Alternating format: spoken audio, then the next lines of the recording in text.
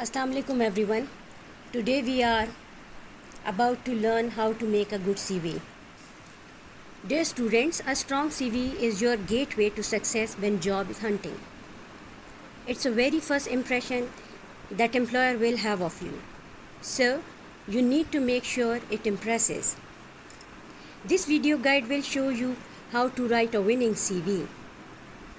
During the course of video, it will learn needs to be done before you start writing your CV.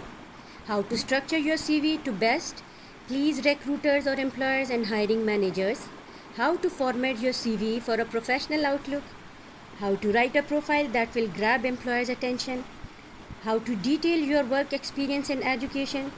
And how to include your hobbies and interests.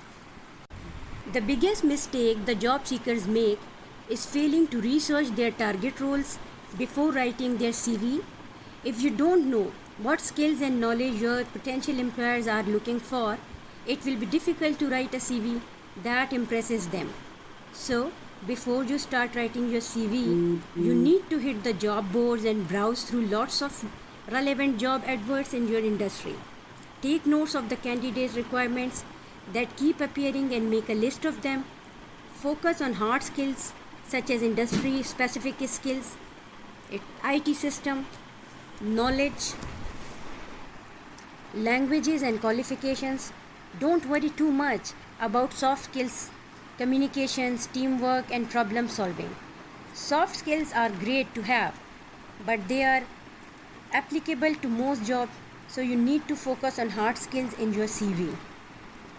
Once you have a list of the most in-demand skills and knowledge for your target roles, you exactly know what to focus your CV around.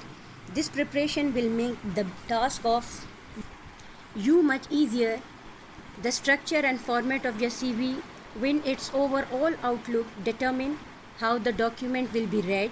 Your CV should look flawless, professional, and should be easy for busy employer to navigate and find the information they need. Overview: how to format your CV. Keep the format simple, having a neat font so it can easily be read. One must stick to easy color scheme. That should be black text on white background is best. Don't use colors like red or green. There is no hard and fast rule for the perfect length of CV. 2 to 3 pages are enough. Keep your CV concise. Bold headings should be used to divide the section of your CV. After having a format of your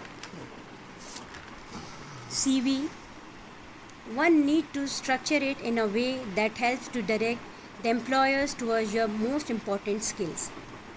The name and details should be at the very top of the CV, so you may be contacted easily. CV profile is a concise introductory paragraph, and it is to expose your abilities and skills. Use bullet pointed list of your skills. Work experience should be in reverse chronological order. Education and qualification should be at the bottom. We will take a look at each session in detail to see how to write them. All your necessary details should be at the very top underneath your name, where you can mention your professional title and the contact number plus the email address, preferably with your name. We don't need to write full address, date of birth, marital status, or a photo of you. Professional skill is our first proper content section of our CV that reflects skills, experience, and knowledge. After it, the section of core skills includes valuable attributes.